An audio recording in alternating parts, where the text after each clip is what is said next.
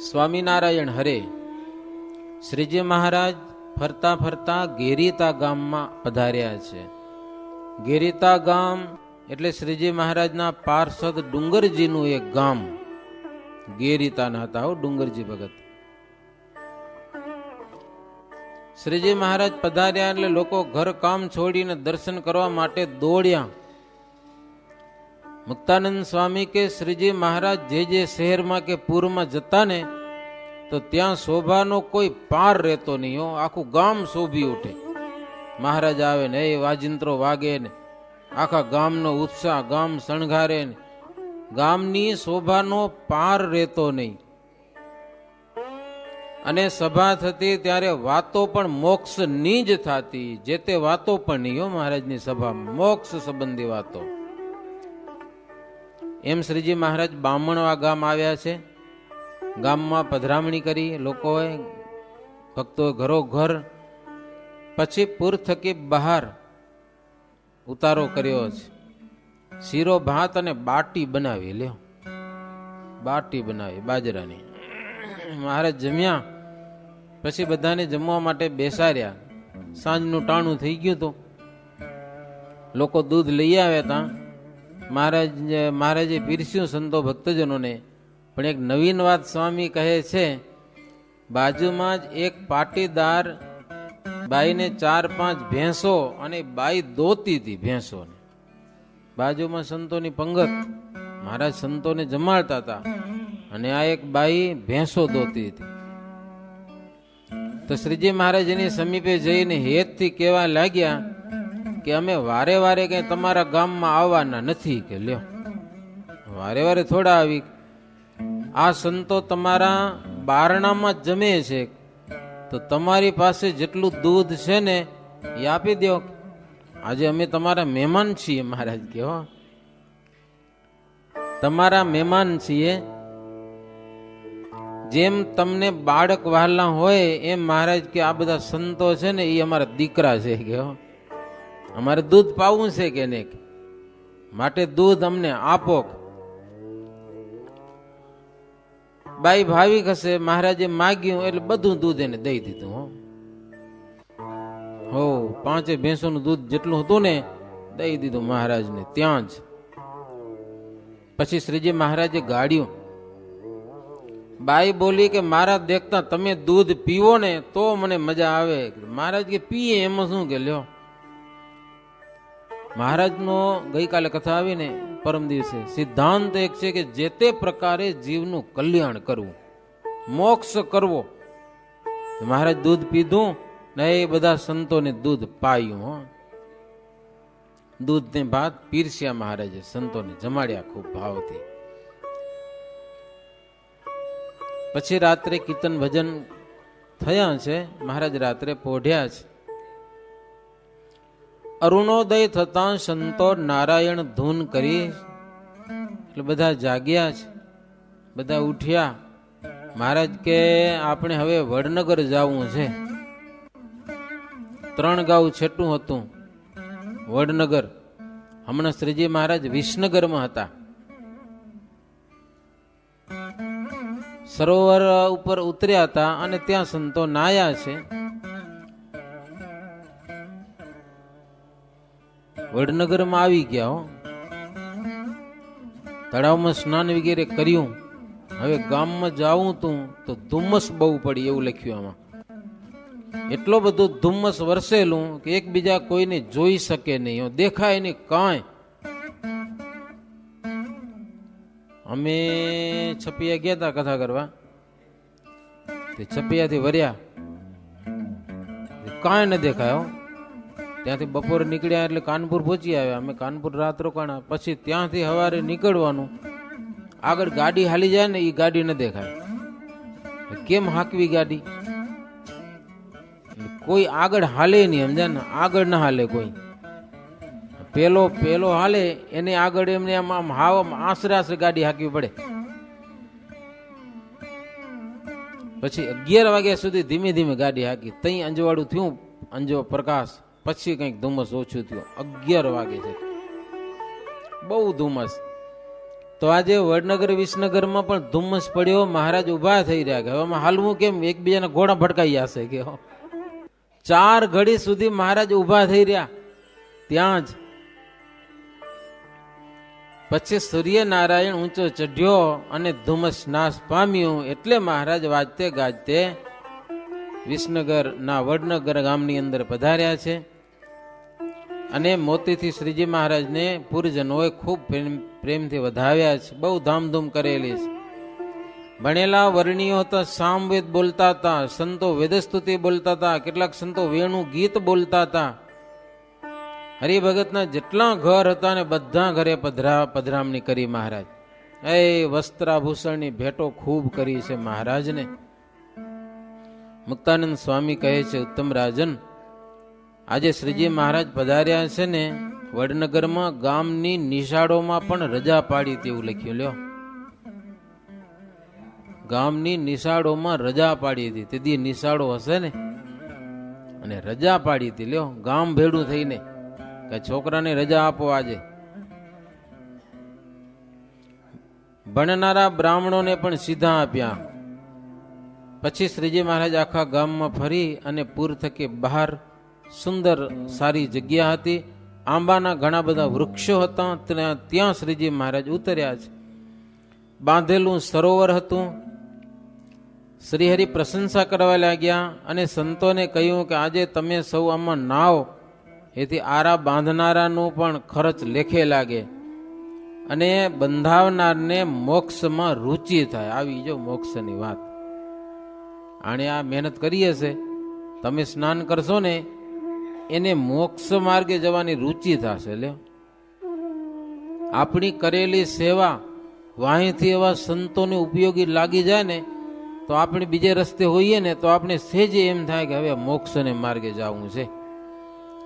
તમે કામ તો કરી નાખ્યું, તળાવ બંધાવી નાખ્યું, એમાં કોઈક સંત આવીને સ્નાન કરે અથવા તો ભગવાન સ્નાન કરે, એ પુણ્ય આપણને મળે અને એમાં આપણને મોક્ષને માર્ગે જવાની રુચિ થાય.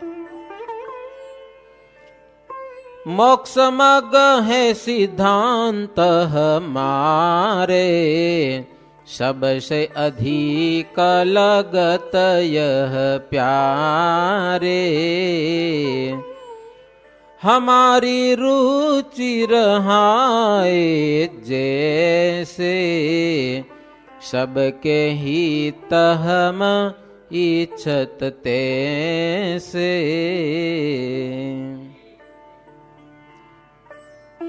महाराज के મોક્ષનો માર્ગ છે ને એ જ અમારો સિદ્ધાંત છે. સૌનો મોક્ષ કરવો છે એ અમારો સિદ્ધાંત, અને એ અમારો સ્વભાવ છે, અને એ અમને વધુ ગમે છે. લોકો વધુ ને વધુ કેમ મોક્ષને માર્ગે ચાલે, વધુ ને વધુ એ અમને ગમે છે બહુ, અને અમે એને માટે પ્રયાસ કરીએ છીએ. સ્વાભાવિક અમારી રુચિ છે એમ વાત કરી રહ્યા. પછી વાજિંત્રોવાળા હતા, એને મહારાજ કીધું કે તમે થોડીક વાર બેસજો, સંતોની પંગત થાય ને ભેળા જમી લેજો. પછી વાજિંત્રોવાળામાં આગેવાન હતો, એને મહારાજ પેરામણી કરી છે. સરોવરની પાસે શ્રીહરિ સભા ભરી, ગરીબીના પદ બોલાણા, હે અતિ રસ જામતો. લ્યો, સંતો કીર્તન ગાતા ને એવો રસ જામતો ને સભા આખી સામેલ થઈ જાય ગાવામાં. ગાવનું પૂરું થયું પછી મહારાજ સંતોની પંક્તિ કરેલી છે, એટલે ગામના ભક્તો આવીને મહારાજનું પૂજન કર્યું. સંતો પંક્તિમાં બેસી ગયા હતા એટલે સંતોની પણ પૂજા કરી. પીરવાનું પછી પહેલી પૂજા થાય. સંતોને ફૂલના હાર પહેરાવ્યા, બધા સાધુ આગળ એક એક અગરબત્તી કરી, એવું લખ્યું એમાં. સુગંધી વાળી એક એક અગરબત્તી, સુગંધી સાથે ભોજન કરો એમ, એમને એમ નહીં. બધા સંતો ધૂન કરતા હતા, ભક્તો પૂજા કરતા હતા, સંતો ધૂન કરતા હતા. પૂજન થઈ ગયું, ભક્તો બધા એક બાજુ થઈ ગયા એટલે શ્રીજી મહારાજ પછી લાડુ પીરસવા લાગ્યા છે. હવે ત્યાં જ્યાં સંતો ઉતર્યા છે ને ત્યાં વચમાં ચોકવાળી સરસ ધર્મશાળાની જગ્યા હતી. ધર્મશાળા જેવું ખુલ્લી ધર્મશાળા, ચારે બાજુ લોબી, વચમાં ચોક. શ્રીજી મહારાજ કે વડતાલ અને શ્રીનગરમાં આવી જ આપણે સંતો માટે ધર્મશાળા બનાવી છે. આવી ધર્મશાળા હોય તો સંતોને રહેવા માટે અને સંતોને જમવાની પંગત કરવી હોય ને તો સારી થાય, કે આટલી વિશાળ પંગત થઈ જાય. પણ મહારાજ કે એમાં કોઈ અંતરાય રાખવો નહીં. અંતરાય એટલે દિવાલ, વચમાં દિવાલ નહીં. પાર્ટીશન હોય તો ગ્રસ્તના ઘર જેવું લાગે. મહારાજ કે જ્યાં ઘણા બધા સંતો રહેતા હોય તેમનો આશ્રમ છૂટો જોઈએ. એમાં ગોખ ને અટારી ને જાડિયા ને એ બધું નિર્દોષ સાધુને ક્યારેક દૂષણરૂપ થાય છે. એવું કાંઈ ન જોયું. મહારાજ કે સંતોની જાયગા છે. અને દીવા વિનાનું સાધુનું મકાન પણ દોષરૂપ કહેવાય. આ અંધાર્યું તો ઓલે વાણિયાના સાધુ શું કહેવાય? હે ઈ હા અંધાર્યા. છુપી એમ જતા હતા, સાધુ જતા હતા ગામ થકી છોટે થોડુંક છેટે અપાસરો દેખાતો હતો, એમ જતા હતા. કાંઈ નહીં માય, નહીં લાઈટ, નહીં પાણી નહીં પાછું. હો બત્તી નહીં કહું હાવ અંધારામાં જ પડ્યા હોય. મહારાજ કે અમારા સાધુને એવું અંધારિયામાં રહેવાનું નથી. દીવો હોવો જોઈએ કમસે કમ. દોષરૂપ કહેવાય અંધારિયું મકાન. પછી મહારાજ કે મેદાન જગ્યા હોય તો પણ રાત્રિમાં સાધુએ એકલા પથારી કરવી નહીં. ત્યાગી માત્ર ને રાત્રે સૂવું ત્યારે એકબીજાના હાથ પગ નિંદ્રામાં પણ અડે નહીં તેવી રીતે વિચારીને સૂવું. વાત કર્યા વિના ત્યાગીની આવી વાત છે ને એ સમજાય નહીં. અને કેટલીક વાત કર્યા વિના કેટલુંક અંધારું રહી જાય. મહારાજ કે વાતમાં જ બધો વિવેક રહેલો છે. વાત કરવાથી ખબર પડે. વાતનું જેટલું મનન કરે તેટલું એ કામ આવે. પાછું વાતનું મનન કરે તો ગમે ત્યારે કામ આવે. મહારાજ કે આવી બધી અમે વાતો કરીએ એનો ખરો અર્થ તો પોતાનો અને પારકો મોક્ષ કરવો એમાં રહેલો છે. આ બધી વાત કરીએ ને એ મોક્ષને માટે છે. આમાં અમારો કઈ સ્વાર્થ નહીં હોય. એમ શ્રીજી મહારાજ વાત કરી ને ત્યાં કુબેરસિંહજી છડીદાર ચોંપદાર હાથ જોડ્યા મહારાજને. મહારાજ આપણી ઈચ્છા હોય ને એટલી જમીન અમે શ્રીનગરમાં અમે લઈ આપીએ કે લ્યો સંતોની ધર્મશાળા બનાવી હોય અને સેજે સેજે મળે એમ છે, તમે વાત કરજો. જમીન જ્યાં અને જેટલી જોઈએ એટલી. કારણ કે હવે શહેરમાં અંગ્રેજનું રાજ્ય થયેલું છે એટલે કેટલી બધી સાનુકૂળતા થઈ ગઈ છે. પેલા તો શ્રીનગર ઉજ્જડ હતું. ઉજ્જડ સૂબો હતો ને, ઉજ્જડ હતું. અંગ્રેજ સરકાર આવી છે એટલે હવે આખું નગરનો ઘણો બધો વિકાસ થશે. શહેર આખું વસી જશે. સાહેબ પ્રજાની બહુ બરદાસ્ત રાખે છે. ચોર ચકારથી સારી રીતે ચોકી કરે છે. મોટા મોટા ચોરના જામીન પણ લીધા છે. કાયદા વિનાની એક પણ વાત નથી કરતા. બધી વાત કાયદાથી. અને પ્રજાને એના માર્ગમાં વર્તાવે છે. અને કેટલાક ગુરુ છે ને એ પોતાની રીતમાં વર્તતા નથી. છે ગુરુ પણ પોતાના નિયમમાં નથી વર્તા. હવે એવા ગુરુના એવા એના ચિત્ર છપાવીને ઘરોઘર બતાવે. એટલે દીદી તમે વિચાર કરો, એવા ગુરુના અવડા ચરિત્ર એના ચિત્ર છપાવી અને અંગ્રેજ સરકાર ઘરોઘર આપે છે કે આમાં તમે બંધાયેલા પડ્યા છો, પણ આ કરે શું છે એ તો જુઓ જરાક. ક્યાં ચોંટી પડ્યા છો, મરીને જાશો ક્યાં સરકાર. એવા ગુરુને પણ પાધરા કર્યા છે. એ બધી વાત કુબેરસિંહજી મહારાજને કરી. આમ વાત કરતા સંતો બધા જમી લીધું ધર્મશાળામાં. પછી મુકામ ઉપર આવ્યા છે. સંતોએ સવારમાં પ્રથમ સરોવરમાં પોતાની ગોદડીઓ ધોઈને સ્નાન કર્યું. કંથાઓ લખ્યું, કંથાઓ ધોઈને સ્નાન કર્યું. કંથા એટલે ગોદડી. કેટલો ફેર પડે? 1 મીંડાનો. કથા એટલે કથા વાર્તા.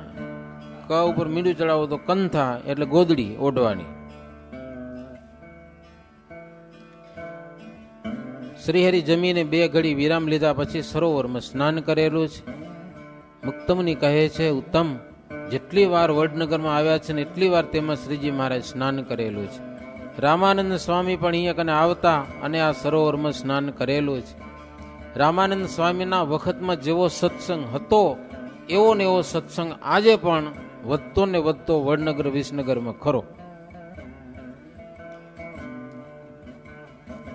રામાનંદ સ્વામી વખતે કેટલા ગામડાઓમાં સત્સંગ હતો એનું નામ લિસ્ટ લખ્યું, તમને સંભળાવું. ગામના નામ બધા.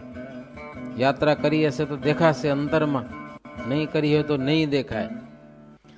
એક તો વડનગર, વિસનગર, પ્રાંતિજ, મેવું, ઊંઝા, નારદીપુર, કડી, શ્રીનગર, વહેલાલ, કણભા, ગામડી, જેતલપુર, ચલોડા, વિછિયા, મછિયાઓ, દદુકા અને દેવડિયા.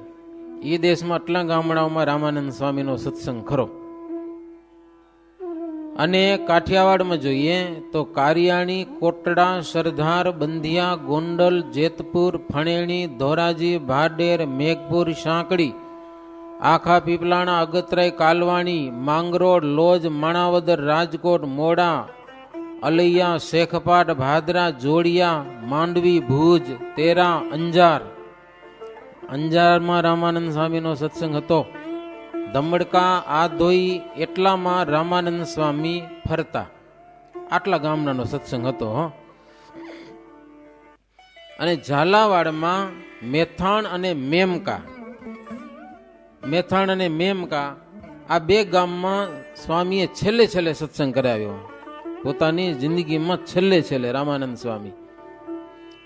જે વર્ષમાં સ્વામી મેથાણ અને મેમકા ગયેલા અને જે વર્ષમાં ત્યાં સત્સંગ થયેલો એ જ વર્ષે રામાનંદ સ્વામી ફણીણેમાં આવી અને પોતે ધામમાં ગયા. એક જ વર્ષમાં.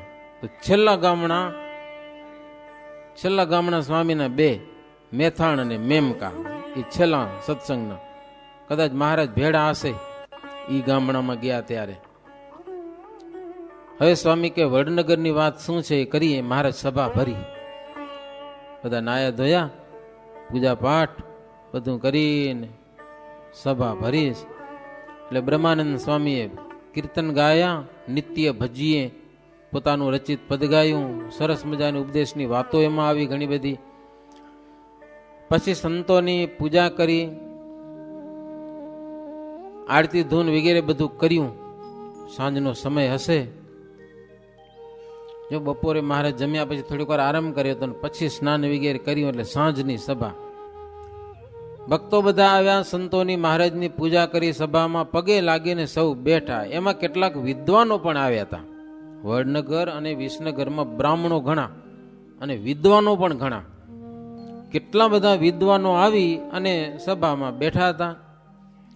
એટલે શ્રીજી મહારાજ વિદ્વાનોને કીધું કે તમે તો બહુ બુદ્ધિશાળી છો, ભણેલા છો, વિદ્વાનો છો, કંઈક પૂછો તો એના ઉપર કંઈક વાત કરીએ. એમ સભા બેઠી છે, નવરા બેઠા હતા બધા. મહારાજ કે અમે તો વાતો દરરોજ કરીએ છીએ, તમે કંઈક પૂછો તો એના ઉપર કંઈક વાત કરીએ. કારણ કે સવારે અમારે તો નીકળી જવું છે, છેલ્લી સભા છે. ત્યારે વિદ્વાન વિપ્રો હાથ જોડીને બોલ્યા કે તમારી પાસે આખું શહેર ધંધો છોડીને હવારથી બેઠું છે. શું વાતો કરી લ્યો, આખું શહેર પોતપોતાના કામ છોડીને બધા જ માણસો અહીંયા બેઠા છે. કારણ કે ગુરુએ જેટલું સામર્થ્ય હતું તે પોતાના શિષ્યોને દેખાડ્યું છે. અમને કોટી વાતે અહીં આવવાનું મન ન હતું.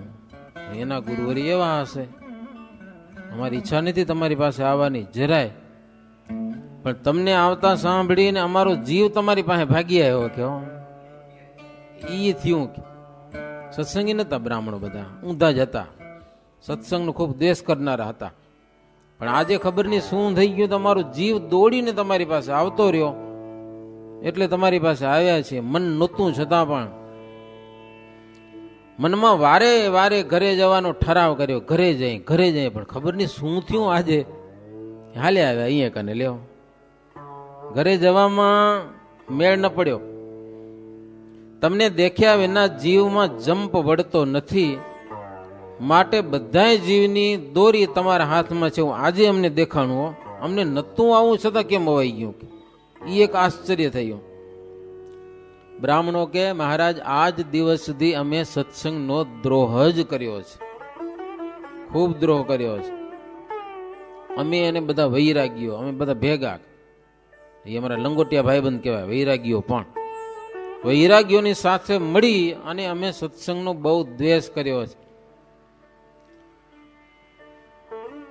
અને તમને જે માને ને એની અમે બહુ નિંદા કરી છે, કયો એટલી. પણ પ્રભુ સાચું કહીએ, તમારા શિષ્ય પોતપોતાના ધર્મમાં ચાલે છે. શાસ્ત્રમાં નિંદિત ગણેલી અભક્ષ્ય વસ્તુને ક્યારે પણ ખાતા નથી. તમે નિષેધ કરો છો એનો, અને અમે એનું પ્રતિપાદન કરીએ છીએ. હકીકતમાં અમે ઊંધા છીએ. હાવ શાસ્ત્ર પ્રમાણે અમે નથી હાલતા, છતાંય તમારા શિષ્યોને અમે નિંદા કરતા હતા. અમે કેવા માણસો, લ્યો ઓળખાણું બધું. પ્રભુ તમે યજ્ઞ કરીને કેટલા બ્રાહ્મણોને જમાડ્યા છે, દાન દક્ષિણાઓ દીધી છે, એમ તમે પાસે આવેલા ધનનો ઉપયોગ પણ કરી નાખો છો, એ નજરે દેખાય છે. અને બ્રાહ્મણ હોય, બ્રાહ્મણનો મહિમા જાણે, બીજાને શું ખબર પડે? પણ તમારી પાસે આવ્યા છે ને એટલી અમારી બુદ્ધિમાં કંઈક ફેરફાર થઈ ગયો, ખબર નથી. અહીંયાથી ઉઠીને જાશું એટલે પાછા એવા ને એવા હો. તમારી પાસે છીએ એટલી વાર અમારી બુદ્ધિ ઠેકાણે છે, મગજ. પણ તમારાથી દૂર થયા નથી અને પાછી ઊંધી બુદ્ધિ અમારી થઈ નથી, એટલી વાર છે. માટે પ્રભુ હવે કઈ કૃપા કરો, અમારી બુદ્ધિ ફરી ન જાય કે હો, દયા કરો. કંઈક એવી કોઈક વાત કરો કે અમારી બુદ્ધિ હવે પછી ઊંધી ન થાય, ફરે નહીં.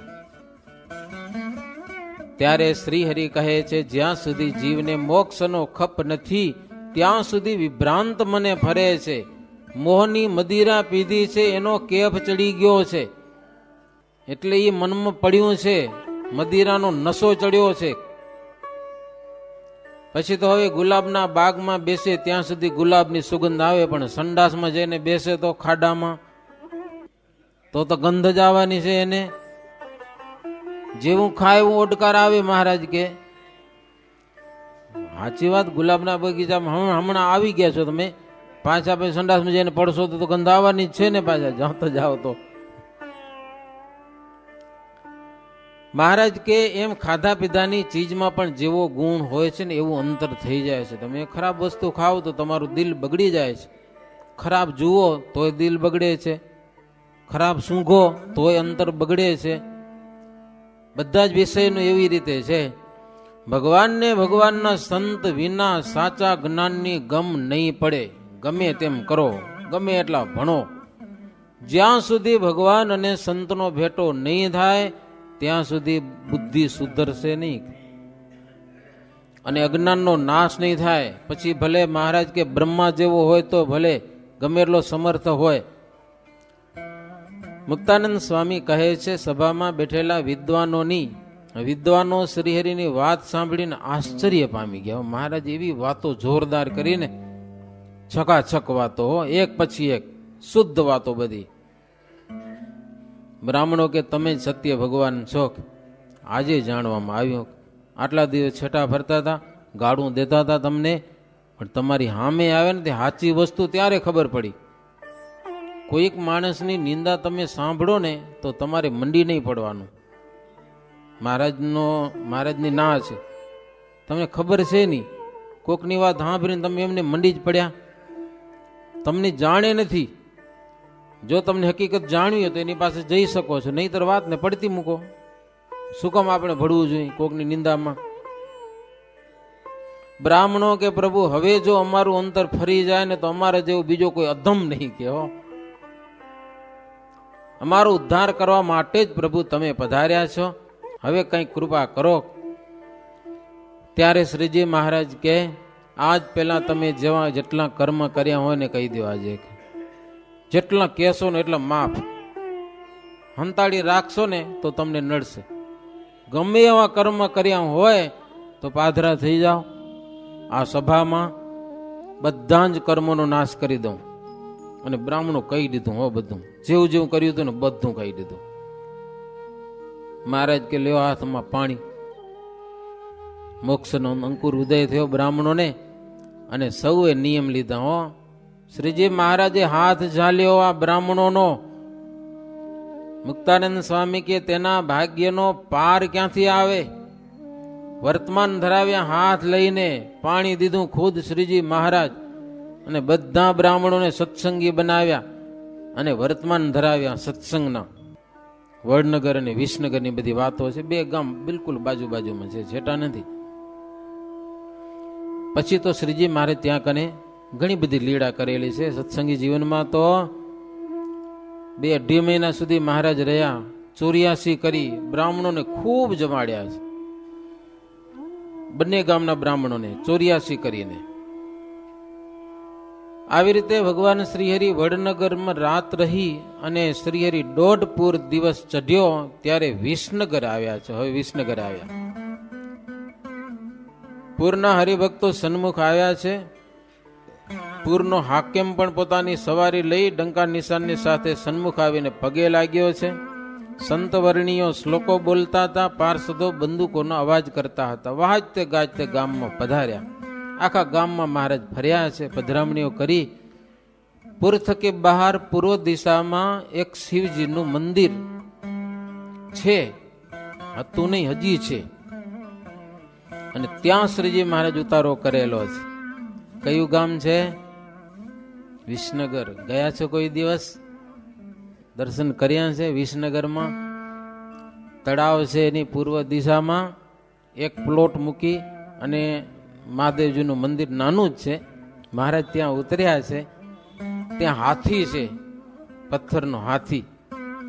તો શ્રીજી મહારાજ હાથીને લાડવા જમાડે. તમારો હાથી ખાઈ ગયો, એટલે પથ્થરનો હાથી લાડવા ખાઈ ગયો. વિચાર કરો તમે, મહારાજના હાથે એ હાથી હજી છે પથ્થરનો, અને એના નીચે હજી લાડવા પડ્યા સૂંઢ કને. પણ હાચા લાડવા નથી, ઓલા પથ્થરના બનાવીને રાખ્યા. હાચા લાડવા તો એ કૂતરા ખાઈએ ને પાછા ત્યાં કને કોણ રહેવા દે? પણ એ દર્શન કરવા જવા એમ. એ હાથી લાડવા ખાધા. મહારાજે લાડવા ખવડાવ્યા, ગમેલું ભરીને. મારો હાથી ઊંઢમાં લઈ લાડવા ખાઈ ગયેલો. એ તો આપણે ત્યાં ગયા હતા, હરિભક્ત કહેતા સ્વામી આ પ્રસાદીનો હાથી છે. મેં કીધું કેમ? તો કે આ લાડવા ભલે પથ્થરના હમણાં બનાવે, મહારાજને હાથે લાડવા ખાધા હાથીએ. તો ત્યાં શ્રીજી મહારાજ ઉતારો કરેલો છે શિવજીના મંદિરમાં. મોતી રામ નામે કરીને એક નાગર વિપ્ર હતા, રસોઈ કરી હતી, અને એમણે સત્સંગને માટે કષ્ટો પણ ખૂબ સહન કરેલા હતા. ત્યાં લાલજી સુબાનો ત્રાસ બહુ હતો. લોકોને સત્સંગી થાય ને તડકામાં ઉભા રાખતો ને હેરાન કરતો. ને વિસનગરમાં નાગરોએ 8 ઘરને 1861ના વર્ષથી નાથ બારા મૂક્યા હતા. સત્સંગી થયા હતા ને 1861ની સાલમાં નાથ બારા કર્યા હતા. કોને? સત્સંગી બ્રાહ્મણોને. એ 68ની સાલ સુધી નાથ બારા રહ્યા.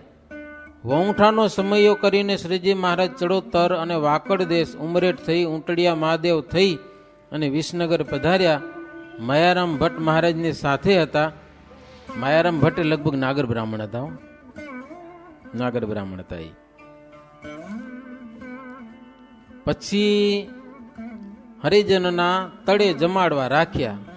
માયારામ ભટ્ટને બ્રાહ્મણોને જમાડવા છે, એમાં મુખ્ય તરીકે એને રાખ્યા મહારાજ. પણ વાત એવી બની, શોભારામ અને સારથરામ આ 2 નાગર બ્રાહ્મણ બહુ ધનવાન હતા વિસનગરમાં. શોભારામ નામનો એક બ્રાહ્મણ અને બીજો સારથરામ. સમૃદ્ધિનો છક પણ બહુ. ભગવાનની ઈચ્છાથી 2માં ઝઘડો થયો.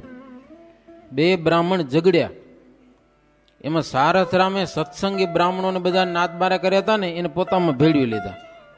સત્સંગી બ્રાહ્મણો મહારાજને કે અમારે શું કરવું? મહારાજ કે ભળો, નાથબારા તો અમે છો, કે કોઈક તમને સાથે લેતા હોય તો શું વાંધો? એટલે સારથરામે આ નાથબારા કરેલા બ્રાહ્મણોને પોતાની પક્ષમાં લીધા, ઓની સામે ઝઘડવા માટે. શોભારામની સામે ઝઘડવા માટે. પછી તો પોતાનો પક્ષ વધારવાનું હોય ને. હમણાં ચૂંટણી હાલે છે તો બધા ન વધારે, પોતાનો પક્ષ કેમ વધે? સાચું ખોટું? બધે એમ જ હોય, અને એમ જ કરવું જોઈએ. આપણે સત્સંગી છે તો આપણો કેમ પક્ષ વધે એમ કરવું જોઈએ, પણ આપણે ન કરતા તો ઓછું કહેવાય. સમજા ને? ચૂંટણી જેવા આપણે એમાં રસ, આપણે એમાં એ લોકોને કેટલો રસ છે રાજકારણમાં, એમ આપણે થોડોક સત્સંગ કારણમાં રક્ષ હોવો જોઈએ ને. આપણી સભામાં અમુક ન દેખાતો હોય તો કેમ વધે? મહારાજની આજ્ઞા જ છે ને, કઈ ખોટું નથી. પોતપોતાનો પક્ષ વધારવા માટે હવું પ્રયાસ કરે બધા, અને કરવો જોઈએ. જે રસ્તે હાલ્યા છો એ કામ કરવું જોઈએ. મહારાજ રાજી થયા. સારથરામની સાથે મળીને માયારામ ભટ્ટ પણ શ્રીહરિને જે રીતે કહે એ રીતે હરિભક્તો વાળું તળું નિત્ય મનોવાંછિત રસોઈ જમાડતું.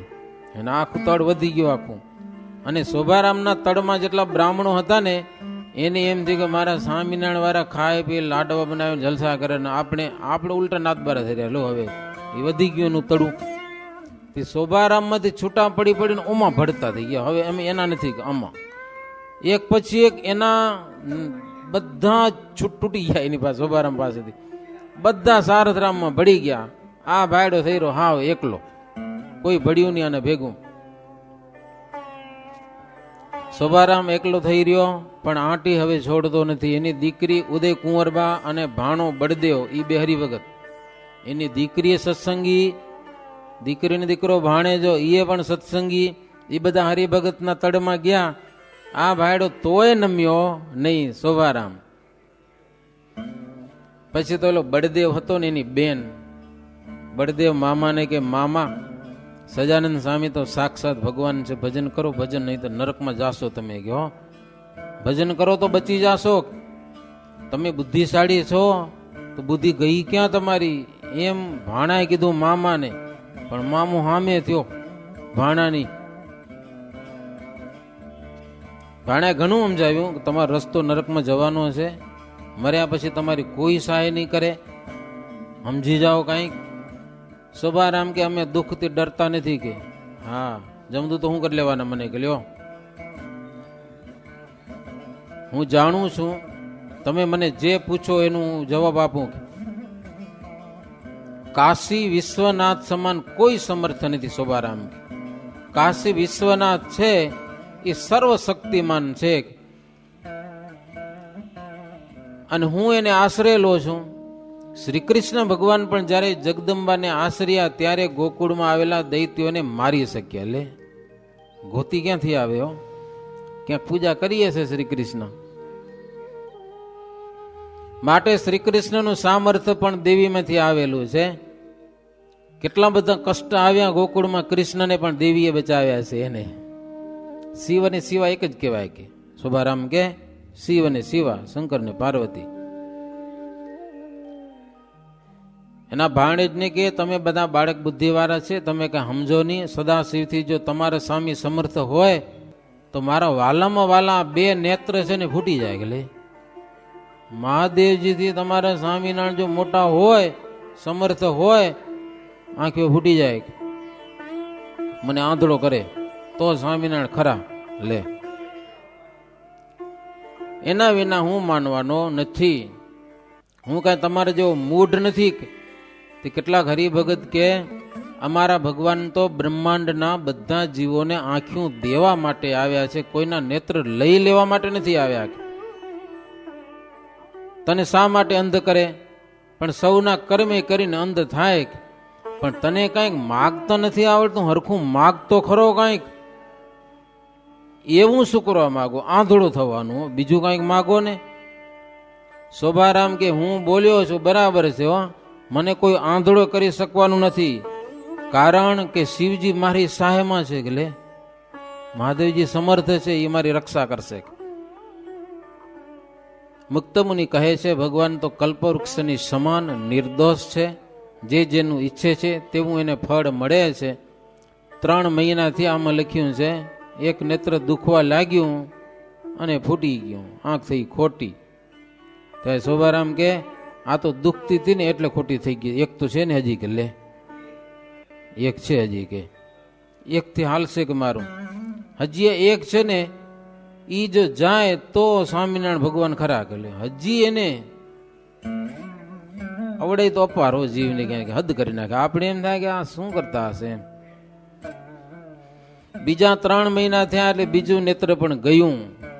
ત્યારે કહેવા લાગ્યો કે હવે સ્વામિનારાયણ ભગવાન તો સાચા હો, હવે જો હું એને નમું નહીં તો મારા જેવો કોઈ અધમ નહીં. હવે કઈ સમજણ પડી, આંધળો થયો તઈ.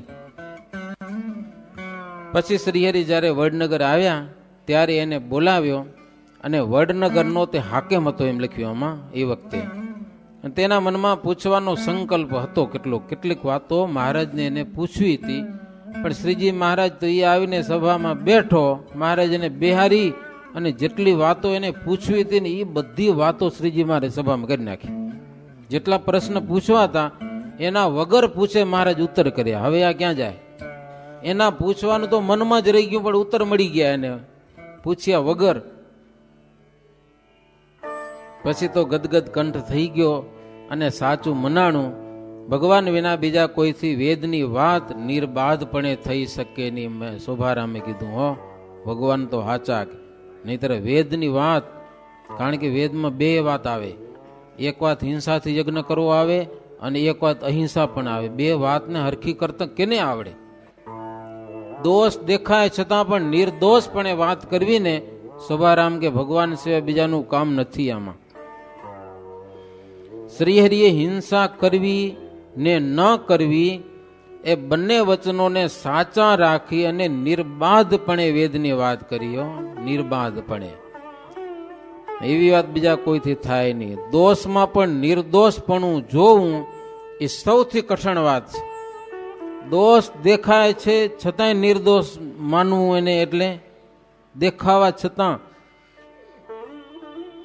જેના અંતરમાં આવરણ હોય તેને રોષ આવ્યા વિના રેજ નહીં, એને ક્રોધ થઈ જ જાય. હો, આ તો ભગવાનની વાત જ અલૌકિક છે કે ગમે તેવી વાત હોય ને હવરી બતાવે.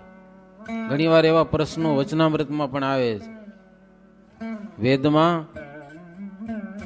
ભગવાનને સાકાર પણ કીધા છે, નિરાકાર પણ કીધા છે. સાચું ક્યું? આવો પ્રશ્ન પૂછાય. બે શ્રુતિઓ છે, સાકાર બતાવે છે, નિરાકાર પણ બતાવે છે. સાચું કયું એમાં? અથવા તો શ્રેષ્ઠ કયું? નહીં તો શ્રીજી મહારાજનો મત તો સાકારનો જ છે ને, નિરાકારને ખોટું જ કહેવું જોઈએ ને. પણ શ્રીજી મહારાજ ખોટું નથી કીધું. લ્યો, નિરાકાર એટલે કે ભગવાનનો માયક આકાર નથી માટે નિરાકાર છે ભગવાન, અને દિવ્ય આકાર છે માટે ભગવાન સાકાર છે. તો નિરાકાર પક્ષને પણ ખોટો કરીને નહીં, એને પણ સાચો કરી અને પણ ભગવાનને સાકાર બનાવ્યા. આવો શ્રીજી મહારાજનો સિદ્ધાંત એને સાંભળી અને શોભારામ નમ્યો મહારાજને. હો, આવી શ્રીજી મહારાજની વડનગર અને વિસનગરમાં અલૌકિક લીળા એ જોઈને ભક્તજનો રાજી થયા અને અવળા જીવ હતા ને એને પણ શ્રીજી મહારાજે સવડા કરેલા છે. એવી રીતે 54મો તરંગ થયો. સહજાનંદ સ્વામી મહારાજની જય. શ્રીપતિમ શ્રીધરમ સર્વદેવેશ્વરમ ભક્તિધર્માત્મજમ વાસુદેવમ હરે માધવમ કેશવમ કારણમ સ્વામિનારાયણમ નીલકંઠમ ભજે. સહજાનંદ સ્વામી મહારાજની જય.